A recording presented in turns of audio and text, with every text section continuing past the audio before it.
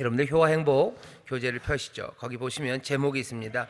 우리 제목만 같이 읽겠습니다. 시작. 실패를 통해 배워야 합니다. 다시 한번만요. 시작. 실패를 통해 배워야 합니다. 요절 말씀으로 11절이 있습니다. 우리 11절 말씀만 다시 한 번 더 봉독하겠습니다. 너희가 또 옛 못의 물을 위하여 두 성벽 사이에 저수지를 만들었느니라. 그러나 너희가 이 일을 하신 자를 앙망하지 아니하였고 이 일을 옛적부터 경영하신 자를 존경하지 아니하였느니라. 아멘. 여러분들 효화행복 교재를 펴주시고요. 성경을 한번 보셔요. 이사야서 22장 보시면 여러분들 요즘 성경에는 장이 시작될 때마다 그 장의 제목들을 좀 적어 놓습니다.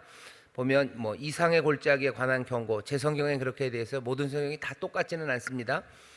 이상의 골짜기에 관한 경고 되어 있고요. 앞에 21장쯤 보시면 뭐 바벨론 멸망과 관련된 이야기죠. 그리고 또 뒤에 보시면 23장 보시면 다시스에 관한 경고, 이런 식으로 되어 있을 겁니다. 여호와 하나님께서 세상에 있는 모든 나라에 대해서 하나님의 경고장을 날리셔요. 하나님이 예루살렘에 대해서, 유다에 대해서는 경고장을 안 날리실 것 같다고 생각하는데 아닙니다. 22장 보면 이상의 골짜기에 경고를 날리셔요. 이상의 골짜기가 어디냐면, 이상이라는 게 환상입니다. 환상의 골짜기예요. 환상의 골짜기가 어딘데요? 명확하게 주소를, 좌표를 찍지는 않았지만 22장 우리 말씀을 읽어보니 여기는 예루살렘입니다. 예루살렘, 연못의 물을 끌어다니기 위해서 이렇게 파고 하는 바로 그 예루살렘에 관한 경고입니다. 하나님의 백성들은 경고를 듣지 않는가? 아니요, 하나님의 백성들은 경고를 듣습니다. 유다는 특별하기 때문에 아무 경고가 없을까? 아닙니다. 유다에게도 하나님이 경고를 하십니다. 하나님께서 택하신 성이고 하나님의 발등상이 되겠다고 하셨던 예루살렘 시온을 향해서 하나님이 하시는 경고의 말씀입니다. 오늘 우리 온 가족이 함께 기도하러 나오셨는데 여러분들에게 아주 기쁘고 행복한 소식을 전하는 게 아니라서 조금은 죄송하지만 우리가 꼭 들어야 될 말씀입니다. 22장에서 하나님이 우리에게 무엇을 가르치시는지 먼저 효화행복을 읽고요, 그리고 제가 조금만 더 설명을 드리도록 하겠습니다. 효화행복이 있으신 분들은 천천히 읽어주시고요, 마음에 새기면서 읽어주시고, 또 혹시 효화행복이 없으신 분들은 귀 기울여 들어주시면 감사하겠습니다. 우리 효화행복 교재를 다 같이 읽겠습니다. 시작. 많은 사람들은 실패를 잊거나 감추려고 한다. 그러나 성공하는 사람은 실패를 통해 배우는 사람이다. 이사야는 실패를 통해 하나님의 뜻을 깨닫지 못했던 예루살렘 백성과 그 지도자들에게 미칠 징계를 말씀한다. 본장은 아수르의 산헤립이 예루살렘을 침공하여 포위한 사건을 배경으로 하고 있다. 이사야는 남유다의 왕 히스기야에게 하나님께서 아수르의 군대를 물리치실 것이라는 약속을 전한다. 이사야의 예언대로 아수르 군대 18만 5천 명은 하나님의 사자에 의해 대패한다. 그러나 예루살렘 백성들은 이 위기를 통해 깨닫는 바가 전혀 없었다. 이들은 막강한 군대를 이긴 승리감에 도취되어 더욱 교만할 뿐 하나님께 감사치도 않았다. 이들은 하나님께서 지키셨다는 것을 잊고 자신의 힘으로 예루살렘을 지킬 수 있다고 생각하며 무너진 성을 고치는 일에만 바빴다. 실패를 통해 아무것도 배우지 못하는 것은 부패한 남유다의 지도자도 마찬가지다. 이사야는 남유다의 국고를 맡고 있던 셈나의 부패를 책망하며 그를 파직시켰다. 그리고 엘리야김에게 국고의 책임을 대신 맡겼다. 그러나 엘리야김 역시 선임자의 파직을 보고도 아무것도 깨닫지 못하고 자기 가문의 유익만을 취하는 부정을 자행한다. 이사야는 사가버린 못이 쉽게 부러지듯 부정한 엘리야김의 가문도 몰락할 것이라고 예언한다. 실패를 통해 아무것도 배우지 못한 예루살렘 백성과 부패한 지도자들은 결국 하나님의 징계로 망하게 될 것이다. 만일 이들이 실패를 통해 진리를 배웠다면 성공의 길을 갈 수 있었을 것이다. 오늘 우리도 일상의 실수와 실패를 통해 자신을 돌아보아야 한다. 그곳에 하나님께서 주시는 지혜와 성공의 길이 있다. 아멘. 실패를 통해 배우셔야 돼요. 오늘 도대체 무슨 실패가 여기 보이고요, 또 그 실패에서 뭐가 배워져야 되는지 우리가 조금만 더 말씀을 살펴보려고 합니다. 오늘 효화의 행복에서 우리가 읽은 것처럼요, 오늘 여기 22장, 이사야서 22장의 말씀은 하나님이 구원하신 사건과 연관되어 있습니다. 예루살렘이 포위를 당했어요. 포위를 당했습니다. 그래서 망하게 되죠. 이 예루살렘을 포위한 군대는 뭐 어마어마한 군대입니다. 아수르의 사네립이 와서 예루살렘을 포위했어요.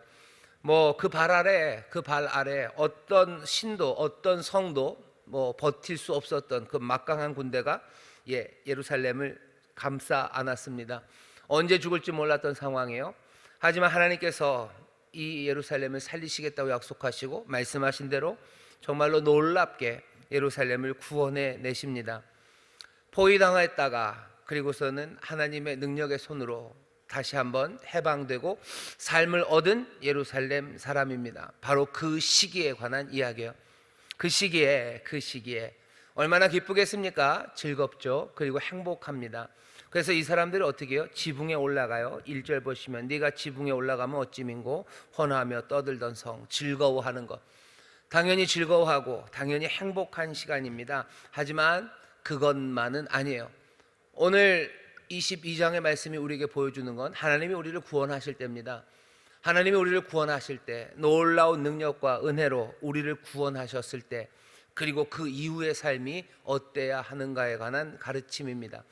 예루살렘은 그 일에 있어서 실패했어요. 하나님이 구원해 주셨는데요, 그 다음에 뭐예요? 기뻐합니다. 맞는 것 같아요. 하지만 그 기뻐함이 과도해요. 기뻐하고 흥청망청 살아가기 시작해요. 그리고 도대체 하나님이 우리를 구원하셨다는 것에 대해서 배워야 되는 것을 아무것도 배우지 못합니다. 기뻐하는 건 이해하지만 아직 이야기가 끝난 게 아니죠. 그러니 어떻게 됩니까? 결국은 그 성읍이 멸망합니다. 주전 8세기에 하나님이 구원하셨어요. 하나님이 구원하셨던 그 성 예루살렘은 이제 주전 6세기, 그 주전 6세기가 되면 이제 최종적으로 멸망하게 됩니다. 마음껏 구원을 즐기는 거 문제가 됩니까? 오늘 22장 말씀이 우리에게 알려주는 거예요. 문제가 됩니다. 구원받은 사람들은 어떻게 살아야 되는데요? 하나님이 도우시고 하나님이 살리신 사람들은 그럼 어떻게 살아야 됩니까? 오늘 본문을 보면 여기 예루살렘 사람들은 사실 두 가지를 망각한 것 같아요. 뭐냐 하면 구원에 따른 참혹한 결과, 그 대가들, 그 치욕들을 잊어버렸어요. 사네립이 예루살렘을 둘러쌌을 때 그냥 어느 날 둘러쌌다가 그냥 또 하나님께서 구원하시니까 조용히 물러갑니까? 아니죠. 두려움과 공포를 가져다 줬어요. 왜냐하면 많은 사람들이 죽었기 때문이요. 많은 사람들이 굶어 죽었고 또 많은 사람들이 전쟁으로 인해서 빼앗기고 참혹했던 일들이 예루살렘에 있습니다. 하나님이 구원하시고 또 사람들이 하나님의 구원을 바라는 건 왜 그런 거죠? 그 상황 자체가 엉망이기 때문이에요. 상황이 엉망이고 상한 것 많고 눈물 많고 피 흘린 것 많아요. 하나님이 거기서 구원하셨어요. 그렇다면 여기 남아져 있는 이 참혹한 일들에 대해서, 여기에 있는 그 치욕에 대해서 분명히 뭔가를 해야 합니다. 그런데 예루살렘은 그것에 대해서 생각하지 않아요. 뭐만 합니까? 그냥 즐거워하고 지붕 위로 올라가서 행복해 할 뿐이에요. 또 이 사람들이 제대로 알지 못하는 사실 하나는 뭡니까? 여전히 멸망이 다가오고 있다는 겁니다. 멸망이 여전히 다가오고 있어요. 여전히 다른 문제가 우리 앞에 올 겁니다. 그런데 이 사람들은 그냥 그것에 대해서 아무 생각 없이 삽니다. 하나님이 우리를 구원하실 때가 많습니다. 여러분들 가정의 문제가 심각해요. 가정에 어둠이 들였어요. 어둠이 들여지고 그래서 문제가 심각한 상황을 보셔요. 왜 그랬나 보시면 돼요. 아버지가 나쁜 아버지가 돼버렸어요. 그냥 알코올 중독자가 됐어요. 뭐 이유가 있었겠죠. 사업에 실패하고 사람들에게 배신당해서 우리 아버지는 심각한 알코올 중독자가 돼서 집안에서 폭력을 행하고 집안 모든 사람들을 절망에 빠뜨렸어요. 하나님께서 우리를 구원하십니다. 하나님께 기도하고 도움을 구했더니 해결할 수 없는 그 문제를 해결하셔서 내 아버지가 어떻게 해요? 구원받고 예수님 믿기 시작했어요. 기쁘고 즐거워해요. 그게 끝입니까? 그럴 리가요. 여기 오늘 22장 말씀을 잘 보셔요. 여전히 널브러져 있는 깨진 병들 집에 있습니다. 여전히 상처받은, 그것 때문에 상처받아서 아직 집 나가서 돌아오지 않았던 아들 여전히 남아있는 거예요. 아버지가 구원받고 그랬으니 다 된 겁니까? 아니죠. 거기서 있었던 참혹한 대가들, 그것 때문에 있었던 그 집안의 망신들, 그리고 집안에 무너졌던 것들, 그거 다 해결해 나가야 되는 거 아닙니까? 그런데 이스라엘은, 예루살렘은 그러지 않았어요. 아수르에게서 구원받은 그걸로 된 거예요. 그걸로 좋은 거예요. 왜 자기들이 그 상황에 갔었는지, 그리고 그 상황에 무너졌던 것들에 대해서 아무 조치를 취하지 않습니다. 무섭게 잘 썼다고 김은숙 작가가 더글로리 2를 얘기한대요. 아직은 저 본 적은 없습니다만 무슨 얘기인지 말은 좀 들었습니다. 뭔가 학생 때 폭력을 행했어요. 그리고 나서 이제 시간이 지나서 잘한 거죠. 하나님께서 나를 용서하셨어요. 그래서 내 삶이 좋아졌습니까? 그러면 나는 지붕 위에 올라가서 즐거워하고 나는 그냥 웃고 떠들고 행복하면 됩니까? 그건 아니죠.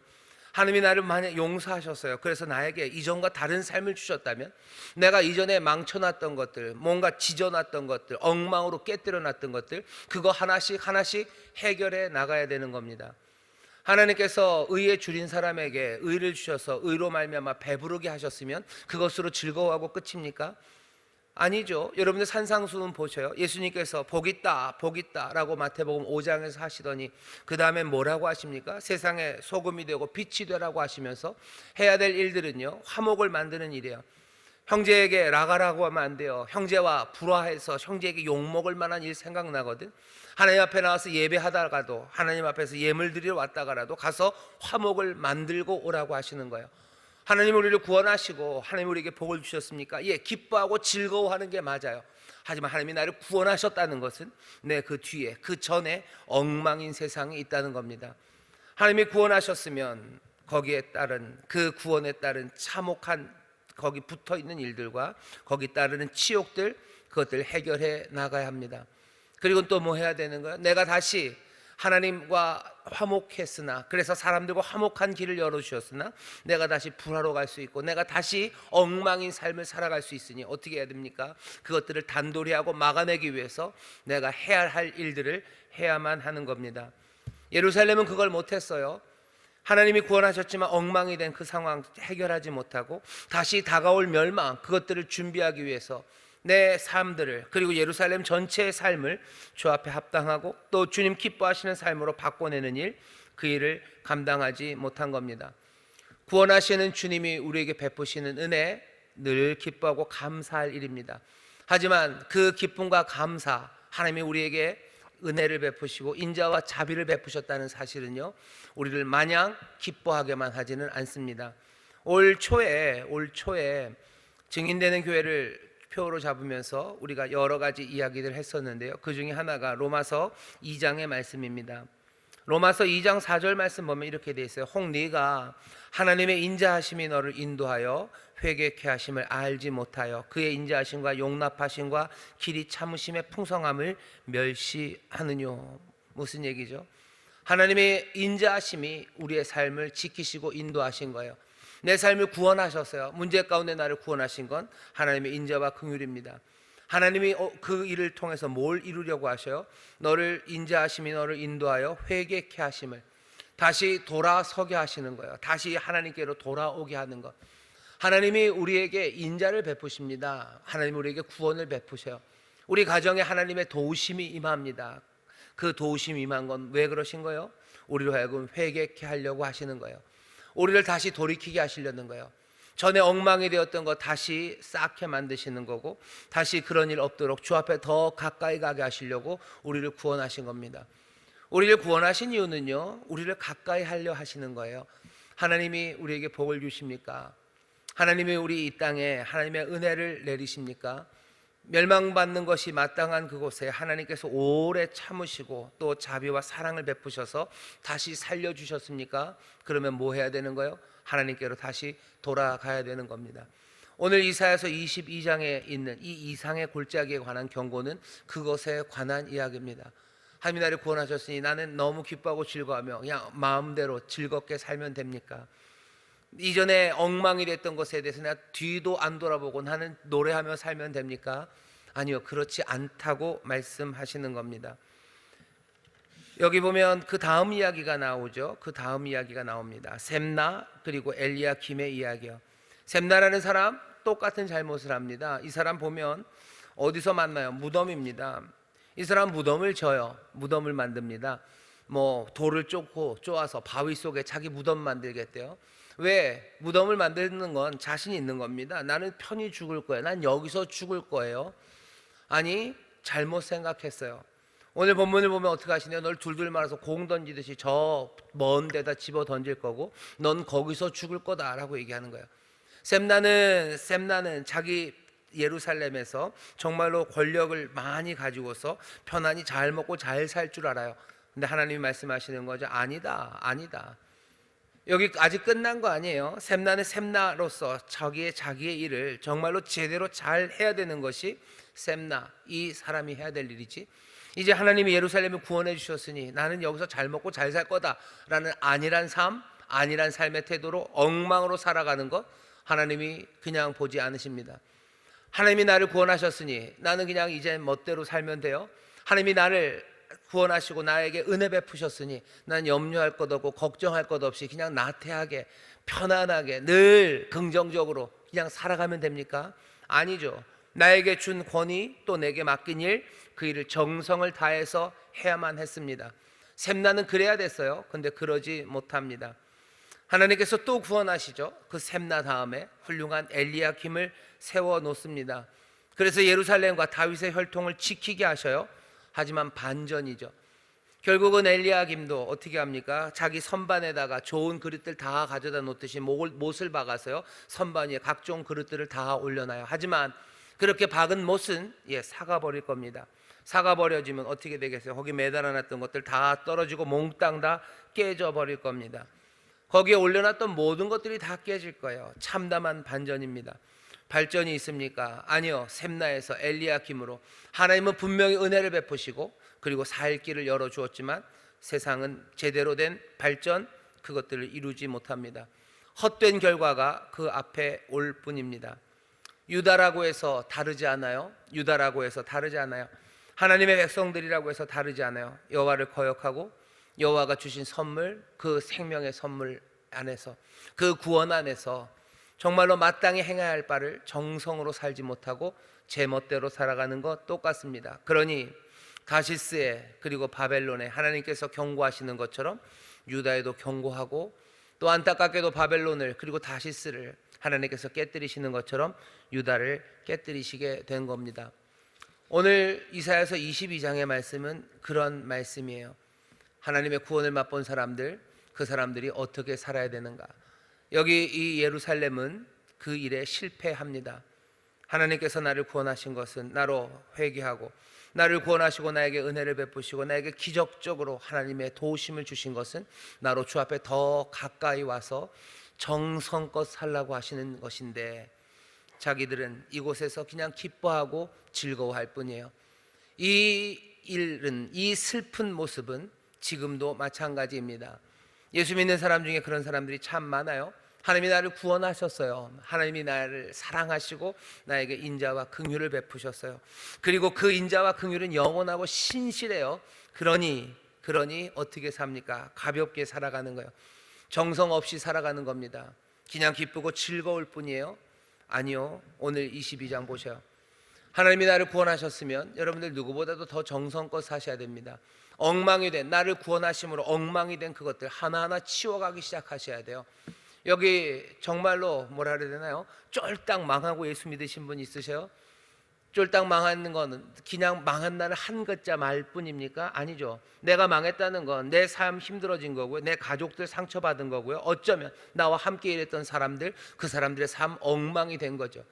내가 하나님의 용서를 받고 내가 하나님 안에서 그 어려움에서 내가 건져졌습니까?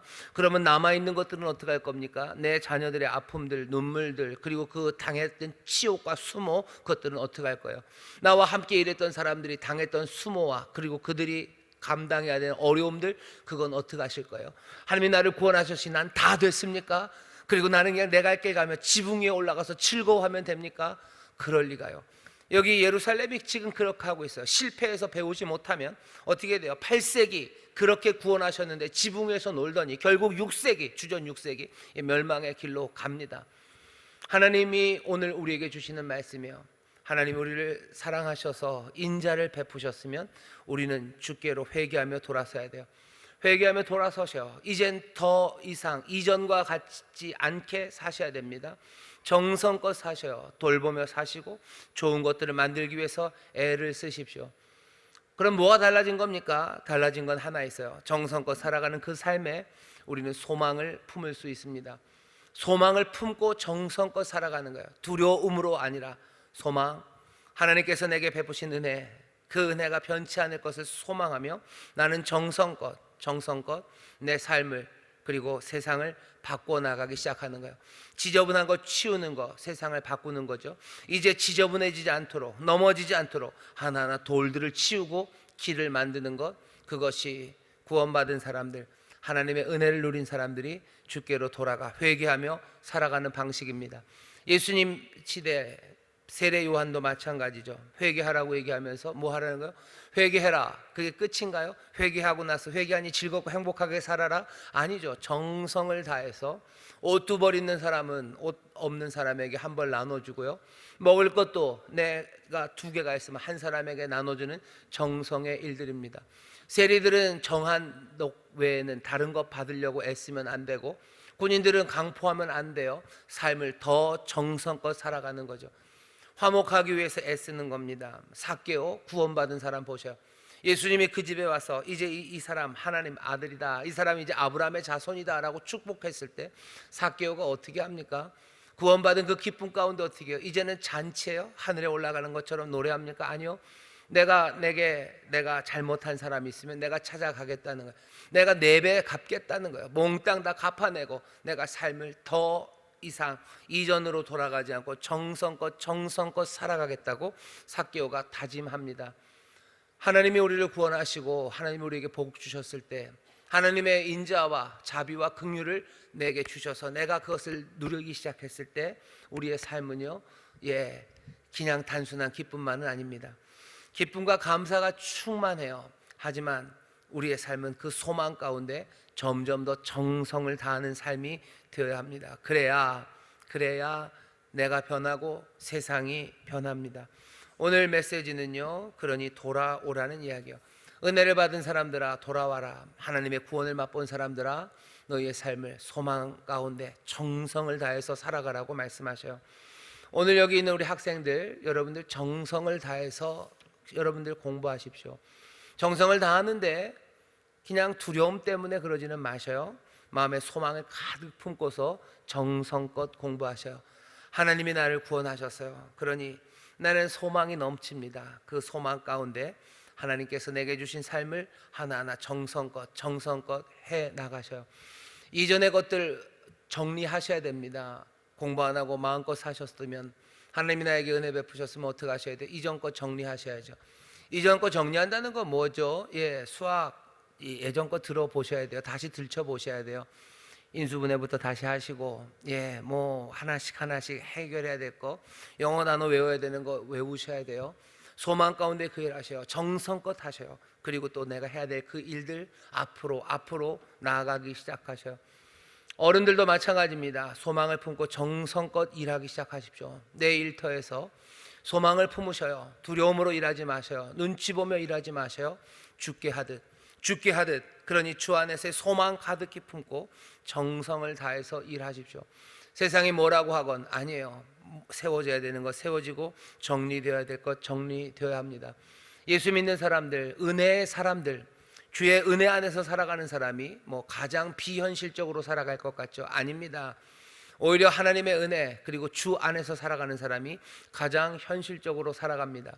왜냐하면 바로 그 주께서 세상의 주인이시고 세상을 다스리시는 분이기 때문입니다.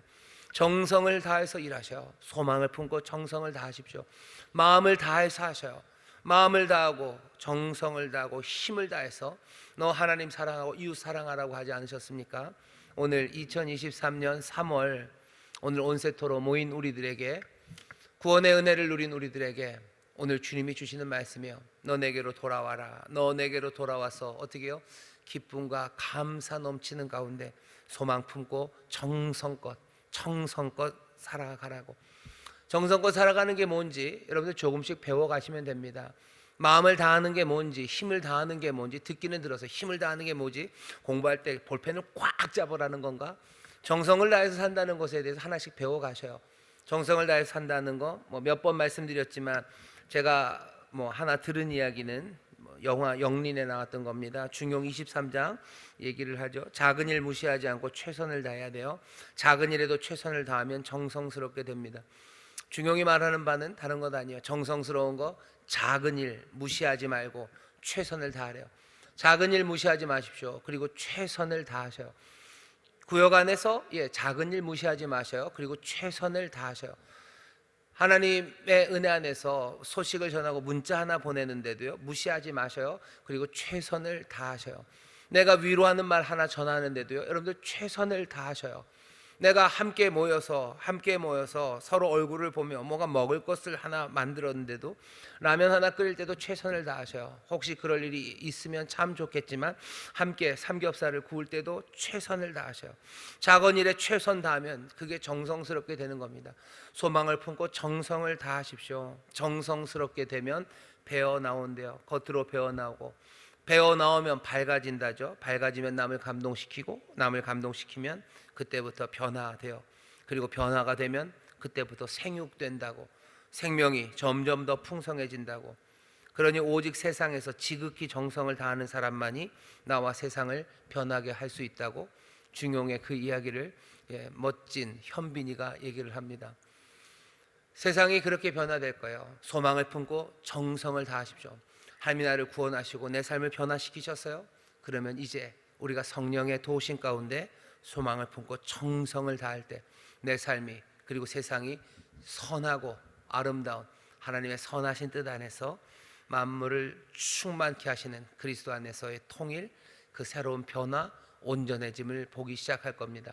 주가 우리를 구원하셨음을 믿는 분들 여기 계세요. 주가 우리를 구원하셨죠. 그러니 소망을 품고 정성껏 살아가십시오. 소망을 품고 정성껏 작은 일에도 최선을 다하셔요. 학생들 작은 일에 최선을 다하시고, 우리 부모님들 작은 일에 최선을 다하시고, 우리 청년들 정말로 작은 일에도 최선을 다하는 소망의 사람들, 구원의 기쁨과 감사가 넘치는 사람들 되시기를 주의 이름으로 축원합니다. 기도하겠습니다. 주님, 예루살렘이 하나님의 구원을 누리면서도 정성을 다해 살아가는 삶, 주께로 회개하며 돌아가는 삶, 내 삶의 온전한 변화를 위하여 몸부림치는 삶을 놓쳐버린 것, 그 실패에서 오늘 우리가 배웁니다. 우리를 구원하셨으니 우리에게 기쁨과 감사가 가득하나 그 소망 안에서 정성을 다하는 삶, 주여 그렇게 기뻐하고 그렇게 감사하는 하나님의 사람들 되게 하여 주옵소서. 십자가 그 놀라우신 구원의 은혜 앞에 우리를 세우셨으니 십자가 앞에서 정말로 다시 한번 우리 하나님 아버지께로 돌아가며 십자가 그 아래서 소망을 품으며 십자가 그 아래서 정성을 다하여 주님 바라보며 살아가는 하나님의 자녀들 되게 하여 주옵소서. 이 일에 지치지 않도록 성령님 우리를 도와주옵시고, 날마다 이 진리 안에 거하게 하여 주옵시며, 날마다 십자가 그 아래서 소망 가운데 정성을 다하는 사람들 되도록 우리의 마음과 생각이 정말로 정성을 다하여 사셨던 우리 주님의 마음, 예수 그리스도의 영으로 충만케 하여 주옵소서. 감사드리며 예수님 이름으로 기도하옵나이다. 아멘.